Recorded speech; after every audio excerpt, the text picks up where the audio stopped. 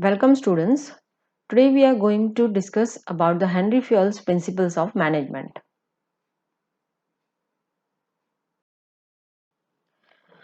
Now when we talk about management principles, there are basically two approaches.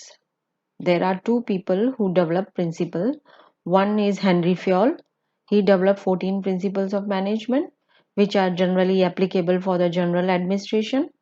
And the another person, that is F.W. Taylor, he basically worked on scientific management, and Taylor's principles are basically meant for supervisory or operational level of management. Now in this series we are going to discuss 7 management principles given by Henry Fayol.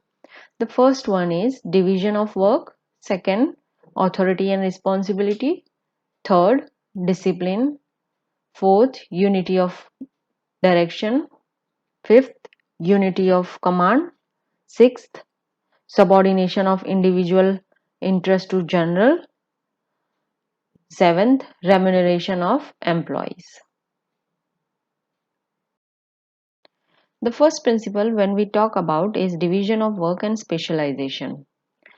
Now, as an organization grows in size, it becomes important to divide the entire work into smaller pieces, and each piece of work going to be handled by a specialist or a trained employee. Now, if the specialist or the trained employee handling only his part of the job, he'll be able to do that job in the most effective and efficient manner. We take the example of your class bulletin board. Now, that board has to be put up. The person who is good at artwork would be able to do it well.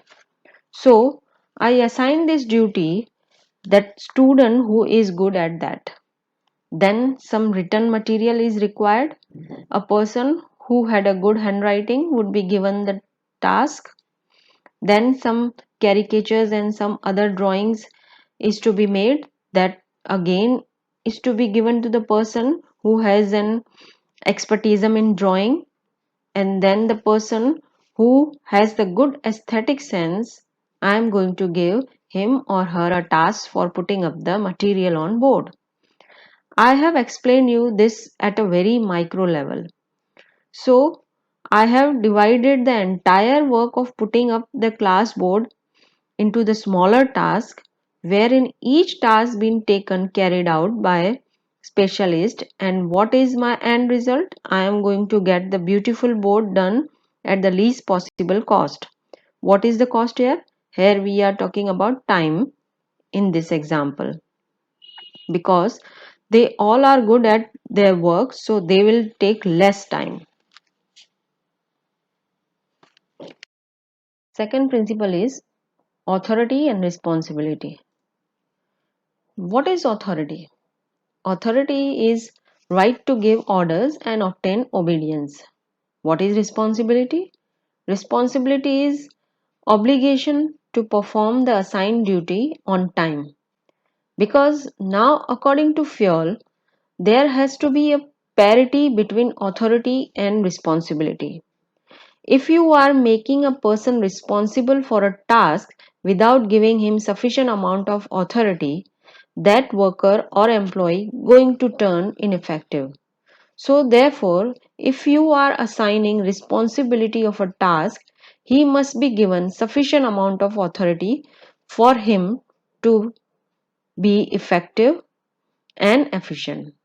For example, if the production manager is to achieve the target of manufacturing about 10,000 units in a month, it is his responsibility to achieve this target. But if he is not given the authority to file for requisition tool and materials, then he is going to turn ineffective. He'll not be able to achieve his target on time, because every time he will have to approach his top manager. So if you are giving him this kind of responsibility, you must give him the required amount of authority so that he can make requisition for raw material and tools that the desired time. We say that Responsibility without authority has no meaning. Similarly, authority without responsibility is also meaningless. It may be misused. So there has to be just right combination of authority and responsibility. Next is discipline. Now, what is the meaning of word discipline? You must have heard this word in school. It means obedience to the organizational rule and employment agreement which are necessary for the working of an organization. Now, discipline requires good superiors at all levels, clear and fair agreements, and judicial application of penalties. When we say obedience of organizational rule and employment agreement, let us talk about the situation wherein workers of an organization agreed that they are not going to charge any extra money for overtime to help the organization to come out from the particular loss. And in return, on which organization has promised the day it start to make profit, it is going to give 5% of his profit to his worker as a bonus. Now, principle of discipline would require that the workers are abiding by these terms and condition. Then the management must also abide this term and conditions. That is, when they start earning profit, must give 5% profit to the workers. It has to not only for the workers but for the management also. Then comes unity of direction. This principle states that all the units of an organization should be working in the same direction, that is, towards the accomplishment of organizational goals. For example, let's say if organization is manufacturing motorcycles and cars, so these two products they should take up as a two different units, having their own goals and objective. But at the same time, both the units should be moving in the same direction, that is towards the accomplishment of goals of the organization as a whole. Unity of command.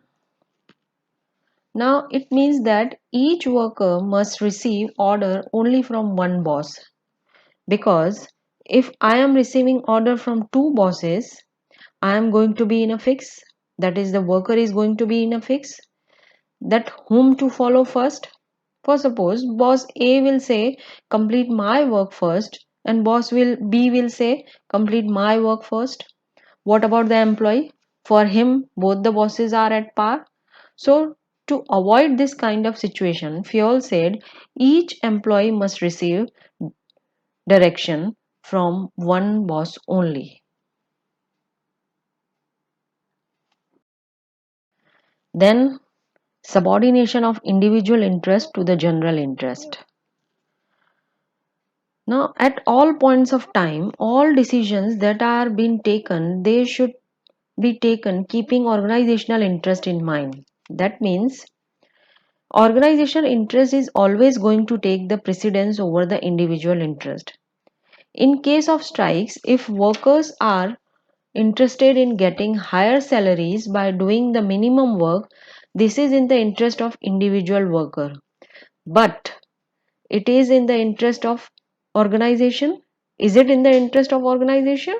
No, it is not in the interest of organization, and hence this demand of the worker should not be accepted. Only those demand of a workers will be accepted which are in the interest of organization. We are talking about the organization. We are not talking, or we are not saying that in the interest of management. We are talking about the benefit of organization. So there should be subordination of individual interest to general interest. The seventh principle is remuneration of a employee. When we talk about remuneration of employee, it's important that the employees of an organization, they are being given salaries which are just and equitable. Just means he get what he deserves. the kind of service he is rendering. He should be compensated for the service he is rendering to the organization. And when we say equitable, it means he should be given a competitive salary, meaning if a production manager in our company is being given a salary of, let's say, about 2 lakh rupees per month, it should be competitive salary. That means in same industry, in other companies also, the production manager also been given the same salary or maybe less. So he should be given just an equitable salary. So students, here we conclude our today's session. Remaining 7 principles we'll be discussing in second part of this session. Thank you.